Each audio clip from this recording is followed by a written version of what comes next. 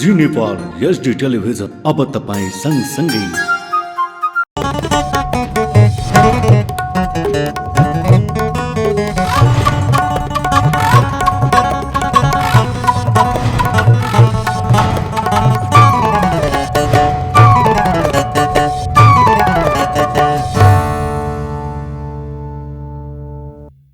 नमस्कार, जी नेपाल न्यूजमा स्वागत छ। म श्रेणा श्रेष्ठ। सुरु गरौं प्रमुख समाचारका शीर्षकहरूबाट। राम्रो विचार लिएर आउनेलाई ठाउँ छोड्न गाह्रो नभएको प्रधानमन्त्री दाहालको भनाई। जनताको जीवन बदल्न पहल नगर्ने हो भने देश दुर्घटनामा जाने उल्लेख। राष्ट्रिय सभाबाट नेपाल विश्वविद्यालय विधेयक 2079 पारित। आवश्यकता र औचित्यको आधारमा मात्रै थप विश्वविद्यालय खोल्न संसदहरूद्वारा सरकारलाई सुझाव। महिला बालबालिका तथा ज्येष्ठ नागरिक मन्त्रालयको बजेट बढाउनु पर्ने राष्ट्रिय सभा सदस्य गंगा कुमारी बेलबासेको भनाई। मानव विकासका लागि बजेट विनियोजन हुनुपर्नेमा जोड। फ्रान्समा दिवंगत किशोरको हजुरआमाबाट हिंसात्मक प्रदर्शन रोक्न अपिल। आफ्नो नातिलाई ढाल बनाएर अराजकता नफैल्याउन माग। र सिङ्गापुरलाई पराजित गर्दै Nepal SCC U16 east John cup क्रिकेटको फाइनलमा प्रवेश। मंगलबार हुने फाइनल खेलमा आयोजक मलेसियाको सामना गर्ने। अब समाचार विस्तारमा। प्रधानमन्त्री पुष्पकमल दाहालले नयाँ पार्टीहरूप्रति लक्षित गर्दै पुराना पार्टीहरूको भन्दा राम्रो विचार लिएर आउने, राम्रो एजेन्डा सहित जनताको जीवनमा परिवर्तन ल्याउने विश्वासका साथ कोही आउने हो भने उनीहरूलाई सम्मान गर्न र ठाउँ छोड्न गाह्रो नभएको बताउनुभयो। सोमबार स्वर्गीय गिरिजा प्रसाद कोइरालाको 100औं जन्म जयन्तीको अवसरमा काठमाडौँमा भएको कार्यक्रमलाई सम्बोधन गर्दै उहाँले नेपाली जनताको मेहनत र बलमा प्राप्त भएको परिवर्तनमा अहिले विचारको आवश्यकता देखिएको बताउनु भएको हो। प्रधानमन्त्री दाहालले सिद्धान्त र राजनीतिक एजेन्डामा केन्द्रित पनि हुन नपर्ने, सामाजिक सञ्जालमा गाली गरेकै भरमा देशको राजनीतिक कोर्सलाई नै दायाँ बायाँ गर्न खोज्ने प्रविधिलाई रोक्न जरुरी रहेको बताउनुभयो। सुशासनको पक्षमा, समृद्धिको पक्षमा, सामाजिक न्यायको पक्षमा एउटा अर्को शान्तिपूर्ण क्रान्तिको आवश्यकता छ। यहाँ सामान्य सुधारद्वारा समस्याको हल हुने देखिँदैन। बढी अगाडि नबढिकन चाहिँ भरोसा र विश्वास राजनीतिक दल र नेताहरूप्रति जसको लामो इतिहास छ तिनीहरूप्रति जगाउने कुरा सम्भव छैन। र मैले प्रधानमन्त्री बन्ने कुरालाई, प्रधानमन्त्री त म दुईचोटि पहिला पनि भइ नै सकेको थिएँ। फोटै झुन्डेन त मेरो झुन्डिएकै छन् सिंहदरबारमा, बालुवाटारमा। तर मैले के महसुस गरेँ भने खतराको घन्टी बजेको छ लोकतन्त्रमाथि, राष्ट्रमाथि र जनताको भविष्यमाथि। त्यसकारण अन्तिम लडाईँ लड्नुपर्छ भन्ने उद्देश्यका साथ मैले नेतृत्व, मैले बढी ठाने कि अब यो तपाईहरू विद्वान मित्रहरूले धेरै विचार गर्न सक्नुहुन्छ, म नभए हुँदैन जस्तो लाग्यो मलाई यो पटक।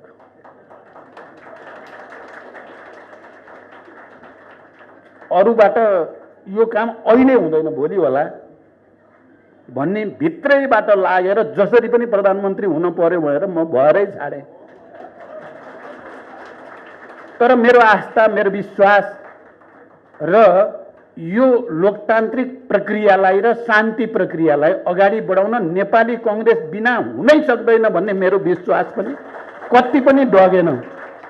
म जतातताबाट प्रधानमन्त्री भए पनि अन्ततः फेरि नेपाली कांग्रेससँगै हो, शान्तिको निम्ति र लोकतन्त्रको निम्ति एउटा निष्कर्षमा पुर्याउन जानुपर्छ। म आएँ। बडो विचित्रको अनुभूति भयो मलाई। झन्डै 100% सदनको भोट पनि पाएँ मैले। त्यसपछि कहिले यता कहिले उता जस्तो पनि देखियो। तर मेरो मनस्थिति के मात्रै हो भने देशमा देखिएको व्यथिति, विसङ्गतिका विरुद्ध लड्नको लागि यो पटक म चाहिन्छ भन्ने म दृढ थिएँ छु। पहिलो भेटदेखि अन्तिम भेटसम्म गिरिजाप्रसाद कोइरालामा कुनै दुविधा,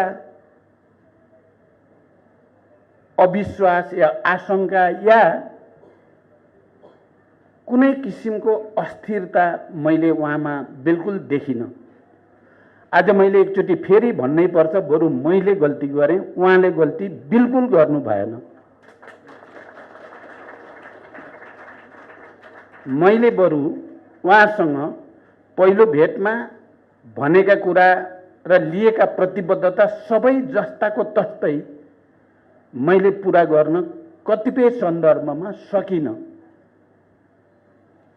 तर उहाँ चाहिँ मैले उहाँको चाहना विपरीत कतिपय निर्णय गर्दा पनि उहाँले मलाई विश्वास गर्न छोड्नु भएन।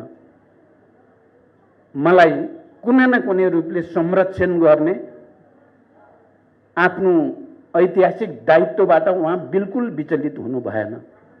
मेरो यो प्रसङ्ग कुन चाहिँ हो त, गणतन्त्रको घोषणा गर्ने ठाउँसम्म नेपाललाई ल्याइ पुर्याउन अगुवाई गर्ने, नेतृत्व गर्ने एउटा महानायकको छवि बन्यो गिरिजाप्रसाद कोइरालाको।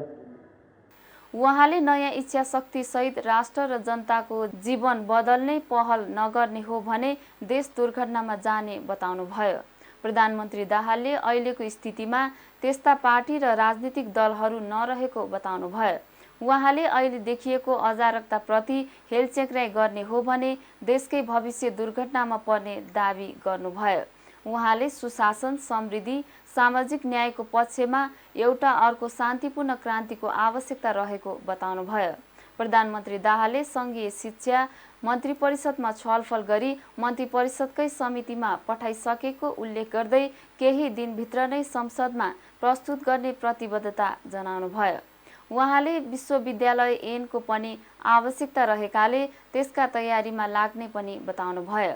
उहाँले गिरिजाप्रसाद कोइराला मेमोरियल कलेजलाई विश्वविद्यालय बनाउने काम अघि बढाउने प्रतिबद्धता समेत व्यक्त गर्नुभयो। राष्ट्रिय सभा सदस्य गंगा कुमारी बेलवासीले महिला, बालबालिका तथा ज्येष्ठ नागरिक मन्त्रालयको बजेट बढाउनु पर्ने बताउनु भएको छ। सोमबार राष्ट्रिय सभा बैठकमा बोल्दै राष्ट्रिय सभा सदस्य बेलवासीले आगामी दिनमा महिला, बालबालिका तथा ज्येष्ठ नागरिक मन्त्रालयको बजेटमा वृद्धि गर्नुपर्ने बताउनु भएको हो। सांसद बेलवासीले सबै मन्त्रालयमा आफू मातहतका संस्थाहरू संरक्षण गर्ने गरी मात्रै बजेट आएको बताउनुभयो। उहाँले मानव विकासका लागि बजेट विनियोजन हुनुपर्नेमा जोड दिनुभयो। त्यसैगरी देशलाई खेलाडीहरूले विश्वमा चिनाइरहेको भन्दै खेल क्षेत्रमा पनि लगानी गर्नुपर्ने बताउनुभयो। राष्ट्रिय सभा सदस्य बेलवासे वनमा रहेका जडीबुटीलाई निकालेर प्रशोधन गरी विदेशी मुद्रा आर्जनको साधन बनाउनु पर्ने बताउनुभयो। उहाँले देशभित्र सञ्चालन भएका उद्योगहरूलाई प्रबन्धन गर्नुपर्ने बताउनुभयो। प्रतिनिधि सभाको बैठकले राष्ट्र ऋण उठाउने विधेयक 2080 विधेयक बहुमतले पारित गरेको छ। आइतबार बसेको बैठकले विधेयकमाथि संसदद्वय प्रेम सुवाल र सुमना श्रेष्ठले प्रस्तुत गरेको संशोधन प्रस्ताव बहुमतले अस्वीकृत भएपछि विधेयक पारित भएको हो। बैठकमा विधेयकमाथिको छलफल सकिएपछि अर्थमन्त्री डाक्टर प्रकाश शरण महतले विधेयक पारित गरियोस् भनी प्रस्ताव प्रस्तुत गर्नुभएको थियो। त्यसअघि बैठकमा सांसदहरूले अर्थतन्त्रलाई अनुशासन र सन्तुलन राख्दै कम ऋण लिने स्थिति सिर्जना गर्न सुझाव दिएका थिए। सांसदहरूको प्रश्नको जवाब दिँदै अर्थमन्त्री डाक्टर प्रकाश शरण महतले ऋण लिएपछि त्यसको प्रतिफल हासिल गर्ने नीति लिएको जानकारी गराउनुभयो। राष्ट्रिय सभाबाट नेपाल विश्वविद्यालय विधेयक 2079 पारित भएको छ। सोमबार बसेको राष्ट्रिय सभा बैठकमा शिक्षा, विज्ञान तथा प्रविधि मन्त्री अशोक कुमार राईले सो विधेयक पारित गरियोस् भनी राखेको प्रस्ताव बहुमतले पारित भएको हो। बैठकमा सांसदहरूले आवश्यकता र औचित्यको आधारमा मात्रै थप विश्वविद्यालय खोल्न सरकारलाई सुझाव दिएका थिए। राष्ट्रिय सभाको अर्को बैठक असार 19 गते मंगलबार 1:01 बस्ने गरी बोलाइएको छ। सोमबार बसेको बैठकमा आगामी आर्थिक वर्षको वन तथा वातावरण मन्त्रालय, महिला, बालबालिका तथा ज्येष्ठ नागरिक मन्त्रालय, शहरी विकास मन्त्रालय, उद्योग वाणिज्य तथा आपूर्ति मन्त्रालय र जलवायु तथा खेलकुद मन्त्रालयको विनियोजन शीर्षकमाथिको छलफल सकिएको छ। सरकारले बजेटलाई सन्तुलित बनाउने प्रतिबद्धता जनाएपछि बागमती प्रदेश सभाको अवरोध हटेको छ। आर्थिक मामिला मन्त्री बहादुर सिंह लामाले 1 असारमा पेश गरेको आर्थिक वर्ष 2080-81 को बजेट असन्तुलित र विभेदकारी भएको भन्दै नेकपा एमाले, राप्रपा र नेपाल मजदुर किसान पार्टी नेमकिपाले प्रदेशसभा बैठक अवरुद्ध गर्दै आएका थिए। विनियोजन विधेयकमाथि छलफल नै हुन नसक्ने भएपछि सोमबार भएको सर्वदलीय बैठकमा सरकारले प्रतिपक्षी दलहरूलाई सम्बोधन गर्न तयार भएको हो। लगतै सुरु भएको प्रदेशसभा बैठकमा आर्थिक मामिला मन्त्री लामाले प्रतिपक्षी दलहरूसँग सहमति भएको भन्दै बजेट कार्यान्वयन गरेर जाने बताउनुभयो। एमाले संसदीय दलका नेता जगन्नाथ थपलियाले बजेट सन्तुलित भयो भनेर सरकारले गल्ती महसुस गरेको बताउनुभयो। राप्रपा संसदीय दलका नेता उद्धव थापाले पनि सरकारलाई विश्वास गरेर आफूहरूले सदनको अवरोध हटाएको बताउनुभयो। नेपाली कांग्रेसका पूर्व महामन्त्री एवं सांसद डाक्टर शशाङ्क कोइरालाले गिरिजाप्रसाद कोइराला जस्तो अदम्य साहस र निर्णय क्षमता भएको नेता बिरलै मात्र भेटिने बताउनु भएको छ। पूर्व प्रधानमन्त्री स्वर्गीय गिरिजाप्रसाद कोइरालाको 100औं जन्म जयन्तीको अवसरमा सोमबार बीपी कोइराला युवा नेतृत्व विकास मञ्चले आयोजना गरेको रक्तदान कार्यक्रममा पूर्व महामन्त्री कोइरालाले गिरिजाप्रसाद कोइरालाको जस्तो साहस र निर्णय क्षमता सबै नेतामा नहुने बताउनु भएको हो। उहाँले रक्तदान जस्तो सामाजिक काम सबैले गर्नुपर्ने बताउनु भयो।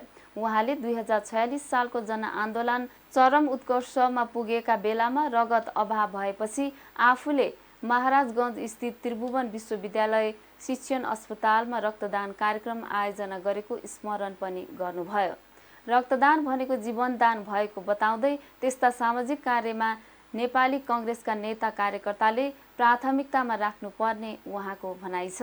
कार्यक्रममा केन्द्रीय सदस्यहरू सञ्जय गौतम, उर्मिला थपलिया, प्रतिनिधि सभा सदस्य दीपक खड्का र सीता मिजारको पनि सहभागिता रहेको थियो।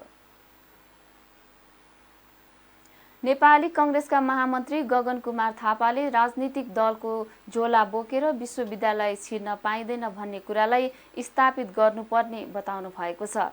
सोमबार स्वर्गीय गिरिजाप्रसाद कोइरालाको 100औं जन्म जयन्तीको अवसरमा काठमाडौँमा भएको कार्यक्रमलाई सम्बोधन गर्दै उहाँले विश्वविद्यालयलाई 100% राजनीतिबाट टाढा राख्नुपर्ने बताउनु भएको हो।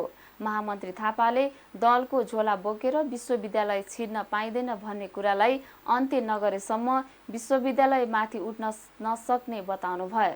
उहाँले कुनै पनि दलको झोला बोक्ने प्राध्यापक, विद्यार्थी, कर्मचारी कसैलाई पनि विश्वविद्यालयले चिन्दैन भन्ने कुरा स्थापित गर्नुपर्नेमा जोड दिनुभयो। हाम्रा प्राध्यापकहरू, हाम्रा कर्मचारीहरू, हाम्रा विद्यार्थीहरू राजनीतिक रूपले सचेत छन्, सचेत रहनुहुन्छ। त्यहाँ सङ्घर्ष हुन्छ, प्रतिस्पर्धा हुन्छ, राजनीति हुन्छ, सबै हुन्छ। तर दलको झोला बोकेर विश्वविद्यालय छिर्न पाइँदैन भन्ने कुरालाई स्थापित गर्नै पर्छ। होइन भने यो पापले, अपराधले हामीलाई यति धेरै थिच्छ, हामी यसबाट मुक्ति पाउँदैनौँ। आज भ्रष्टाचारका विरुद्धमा प्रधानमन्त्रीको नेतृत्वमा जोसुकै परे पनि छोड्दिन भनेर जुन सङ्कल्पका साथ अगाडि बढ्नु भएको छ, हामी सबको 100% साथ छ। यो पार्टी त्यो पार्टी हिजोको प्रधानमन्त्री भएको थियो, उप प्रधानमन्त्री भएको थियो, को के भएको थियो, यसले कुनै सरोकार राख्दैन। यसमा कुनै इफ बट के पनि छैन। यसरी प्रधानमन्त्री अगाडि बढ्दै गर्दा, सरकार अगाडि बढ्दै गर्दा सिङ्गो देशले साथ दिइरहेको छ, दिन्छ, दिँदो रहेछ। यही कुरालाई मनन गरेर एउटा ऐतिहासिक निर्णय गर्ने बेला आएको छ कि हाम्रो विश्वविद्यालयलाई अब राजनीतिक दलसँग 100% यसलाई हामीले अलग गर्नुपर्छ। हाम्रा प्राध्यापकहरू, हाम्रा कर्मचारीहरू, हाम्रा विद्यार्थीहरू राजनीतिक रूपले सचेत छन्, सचेत रहनुहुन्छ। त्यहाँ सङ्घर्ष हुन्छ, प्रतिस्पर्धा हुन्छ, राजनीति हुन्छ, सबै हुन्छ। तर दलको झोला बोकेर विश्वविद्यालय छिर्न पाइँदैन भन्ने कुरालाई स्थापित गर्नै पर्छ। होइन भने यो पापले, अपराधले हामीलाई यति धेरै थिच्छ, हामी यसबाट मुक्ति पाउँदैनौँ। र यसका निम्ति पनि भावनाले मात्र हुँदैन, यसका निम्ति पनि कानुन चाहिन्छ। जसरी सङ्घीय शिक्षा ऐन जस्तै विश्वविद्यालय ऐन लिएर आउनु पर्नेछ। विश्वविद्यालयको ऐनमै व्यवस्था गर्नुपर्छ, कुनै पनि दलको झोला बोक्ने प्राध्यापक, विद्यार्थी, कोही कर्मचारी कसैलाई पनि विश्वविद्यालयले चिन्दैन भन्ने कुरा हामीले ऐनमै व्यवस्था गर्नुपर्छ। होइन भने विश्वविद्यालय माथि उठ्न सक्दैन। अर्को विश्वविद्यालयसँग जोडिएको महत्त्वपूर्ण विषय भनेको अघि मैले विद्यालय शिक्षाको कुरा गरेको जस्तै हाम्रो एजुकेसन सिस्टम अन्डर फाइनान्स छ। हामी जति स्रोत यसमा दिइरहेका छौँ यो स्रोतले पुग्दैन। यसका निम्ति पनि सरकारको विशेष ध्यान जानुपर्नेछ जाओस् भन्ने म माग पनि राख्दै ध्यानाकर्षण पनि गराउँदै र यो अभियानमा मेरो आफ्नो तर्फबाट, नेपाली कांग्रेस पार्टीको तर्फबाट र त्योभन्दा पनि ठुलो कुरा आम नागरिकको तर्फबाट राम्रो काममा यो त्यो भन्ने हुँदो रहेनछ भन्ने कुरा भ्रष्टाचार विरोधी अभियानमै देखिएको छ।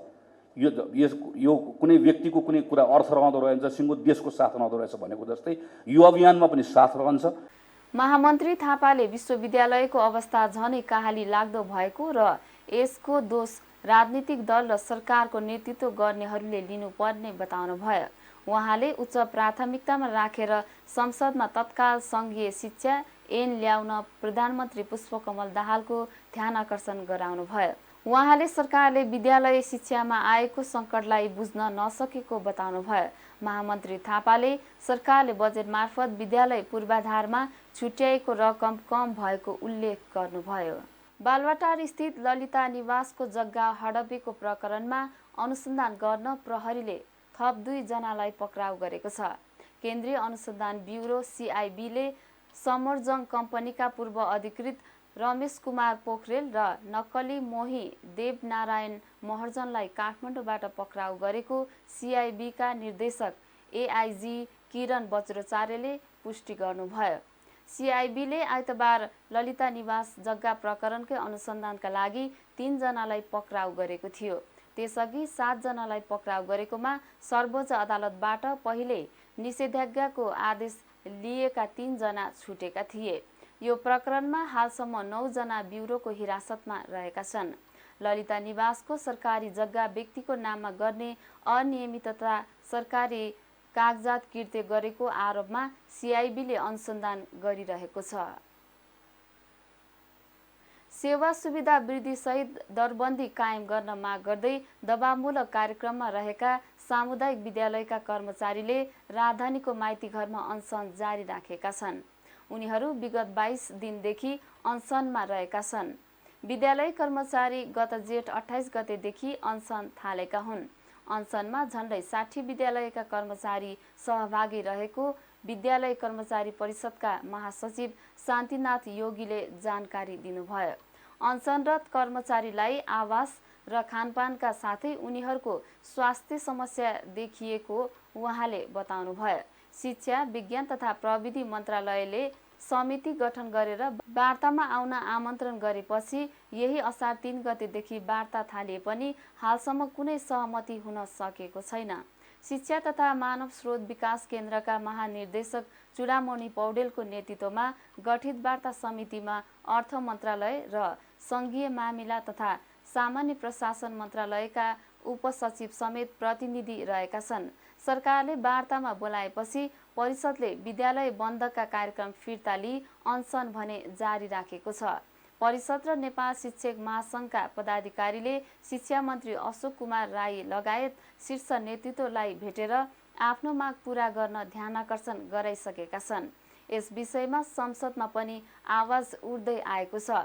विद्यालय कर्मचारीले मासिक रु 8,000 देखि 12,500 सम्म पारिश्रमिक लिई काम गर्नु परेको सर्वोच्च अदालतको 2067 माघ 23 गतेको आदेश बमोजिम कर्मचारीको सेवा, शर्त र सुविधा उल्लेख सर्भिस ल बनाई कार्यान्वयन गर्न आलटाल गरेको तथा सरकारले आगामी आर्थिक वर्षको नीति तथा कार्यक्रममा आफूहरूको सुविधा बढाउने विषय उल्लेख गरे पनि आगामी आर्थिक वर्ष 2080-81 को बजेटमा कुनै सुनवाई नभएको भन्दै परिषद आन्दोलनमा उत्रिएको हो।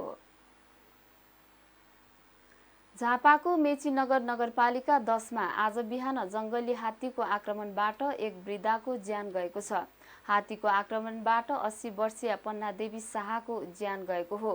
पूजा गर्न फूल टिप्न जाने क्रममा उहाँलाई हात्तीले कुल्चेर मारेको ओडा नम्बर 10 का ओडा अध्यक्ष नारायण खनालले बताउनु भएको छ। सिलगुडी घर भएकी उहाँ 1 वर्ष अघिदेखि छोरीको घरमा बस्दै आउनु भएको थियो। छापामा 6 दिन अघि पनि जङ्गलमा च्याउ टिप्न गएका हल्दीबारी गाउँपालिका 2 का 53 वर्षीय गिरेन कर्मकारको हात्तीको आक्रमणबाट ज्यान गएको थियो।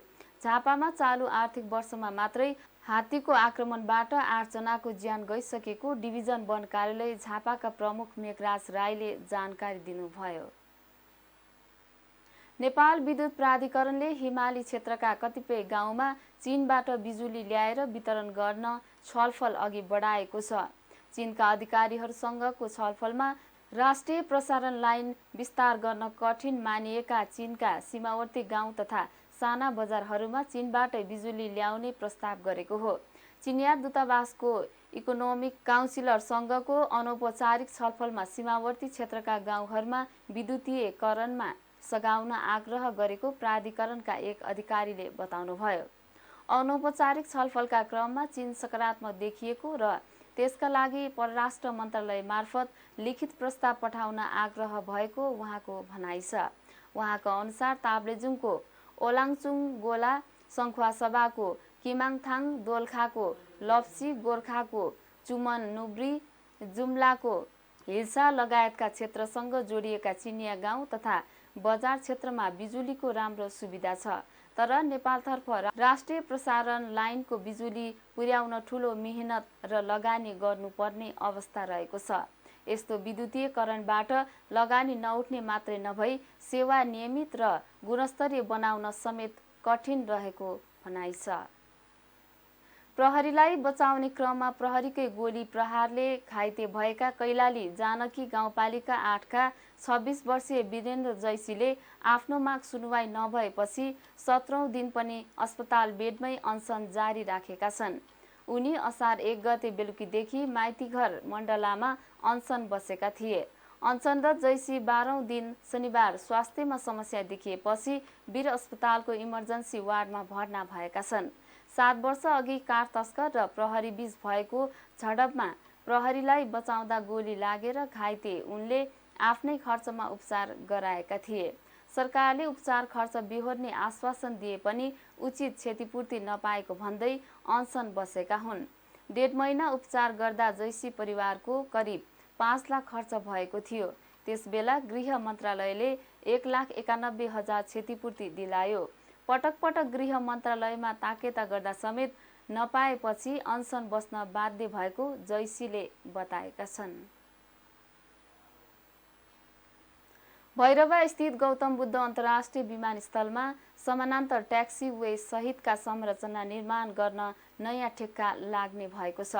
निर्माण सकिएर सञ्चालनमा आएको 1 वर्षपछि थप निर्माण कार्यका लागि गत वैशाखमा ठेक्का आह्वान भएको थियो।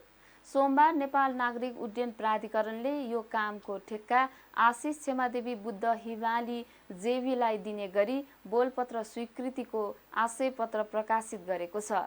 प्राधिकरणका अनुसार यो ठेक्का कुल लागत 3,49,49,93,710 रुपैयाँ लाग्दैछ। गौतम बुद्ध अन्तर्राष्ट्रिय विमानस्थलमा नयाँ धावन मार्ग बनेसँगै अहिले उडान त्यहीबाट भइरहेको छ। यस विमानस्थलको पुराना धवान मार्गलाई पुनर्स्थापित गरी नयाँ धावन मार्गसँग जोड्दै समानान्तर ट्याक्सी वे एप्रोन सहितको संरचना बनाउने प्राधिकरणको योजना रहेको छ। झुटो विवरण पेश गरेर नागरिकता दिलाउने प्रयास गरेको आरोपमा बुटोलमा 2 जना पक्राउ परेका छन्।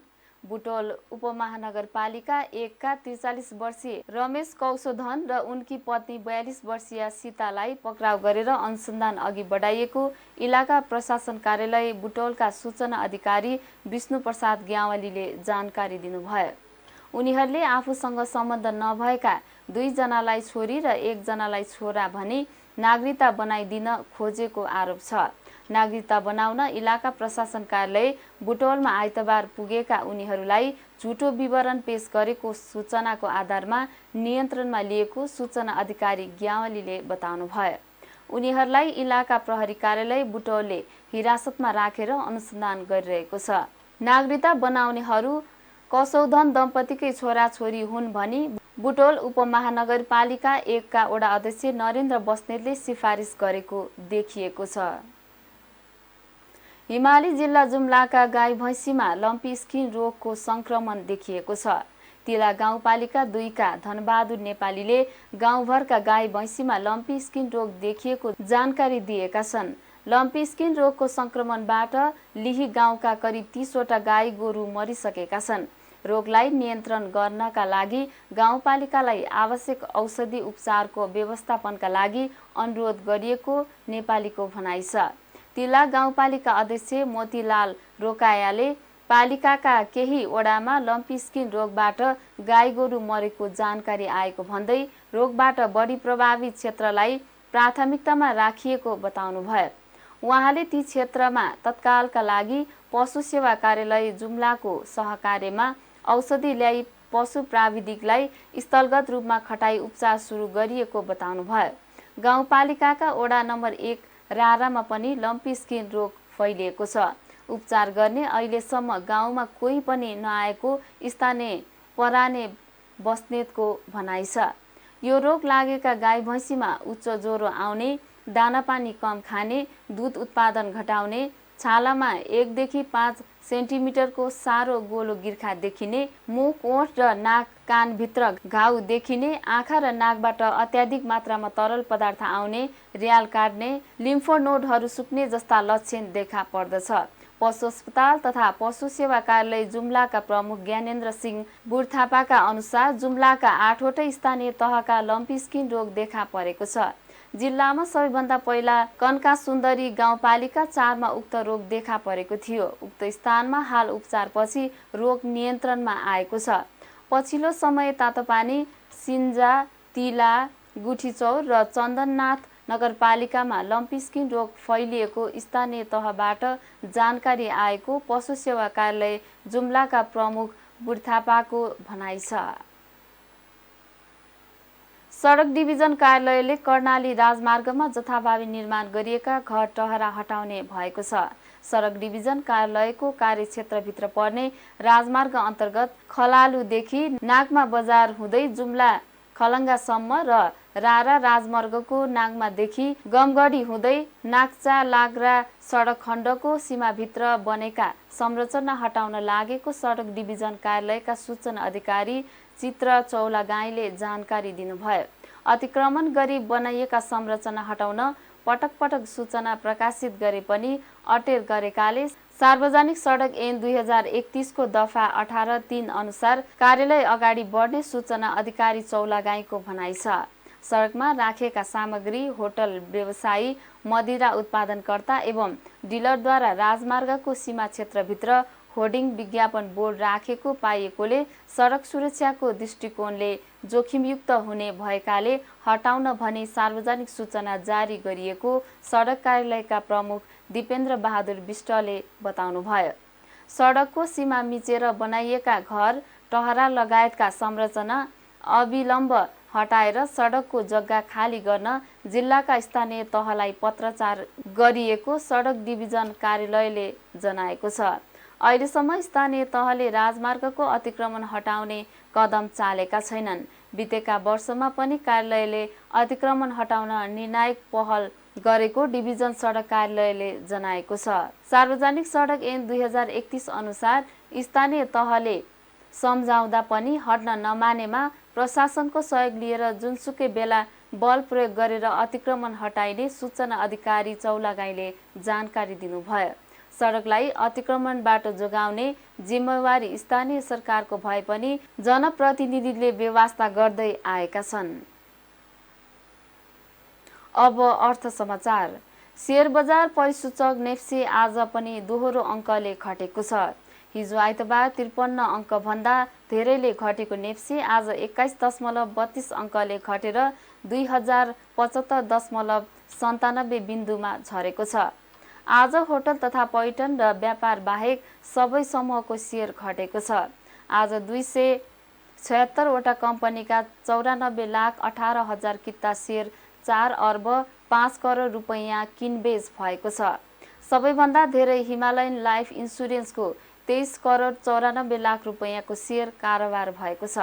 आज 174 वटा कम्पनीको शेयर घट्दा लक्ष्मी इक्विटी फन्डको शेयर सबैभन्दा धेरै 9% घटेको छ।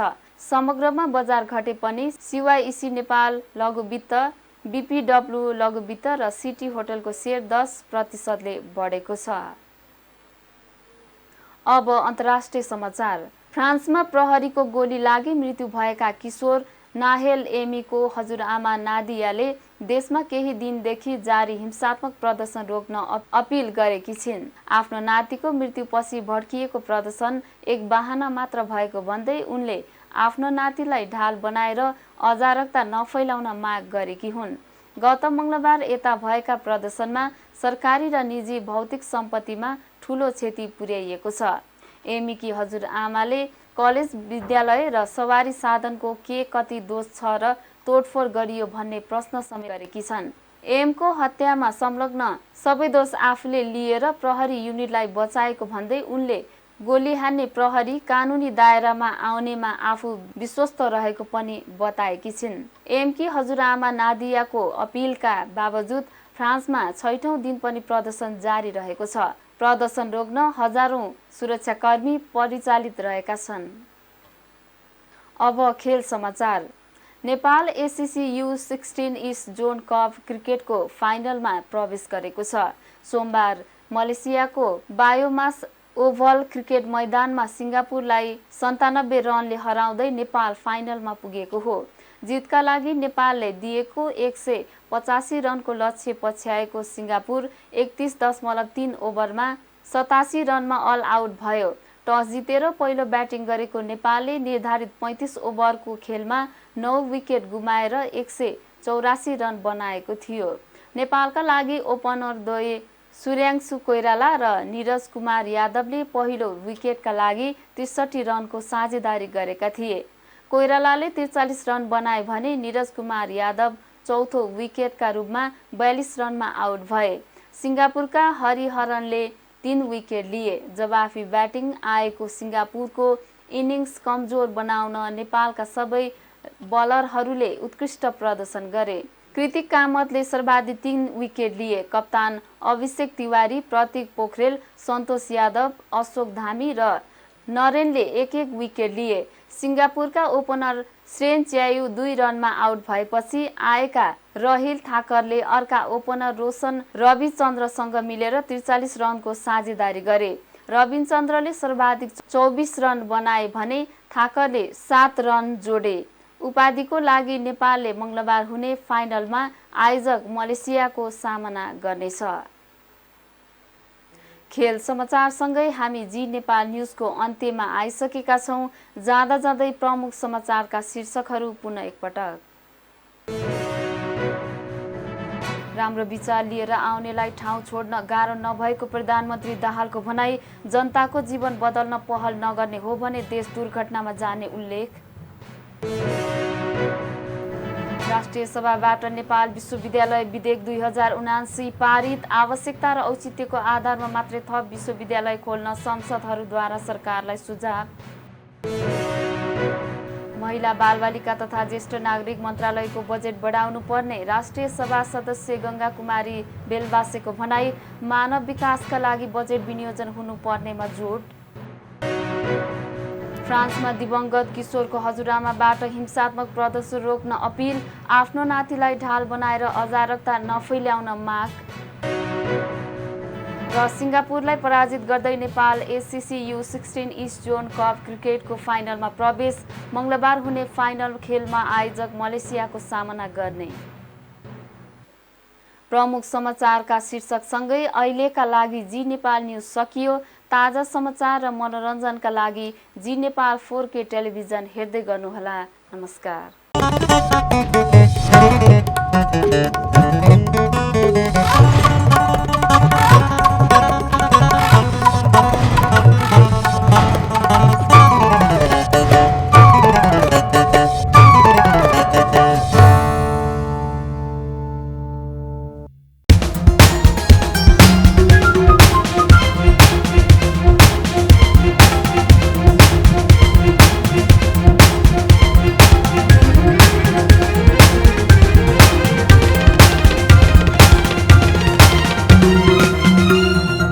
जी नेपाल HD टेलिभिजन अब तपाईं सँगसँगै